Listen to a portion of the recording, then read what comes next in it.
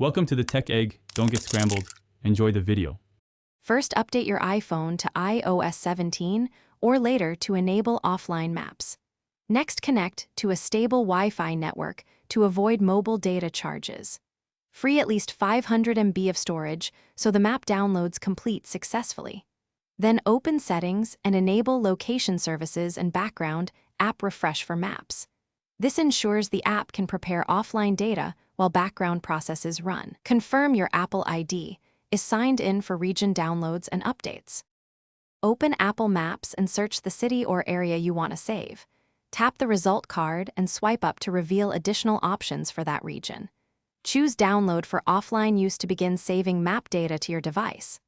Monitor the progress indicator. Downloads commonly range from 50 MB to 1-2 GB per region. You can queue multiple regions, but ensure you have sufficient storage before starting. Wait for the confirmation that the region is fully available offline. To manage downloads, open Map Settings and tap Offline Regions to view saved areas. From there, update any region manually or enable automatic updates when connected to Wi-Fi. You can delete individual regions to reclaim storage space and prevent clutter in the app. Remember, deleted maps will remove turn-by-turn guidance and search while offline for that region.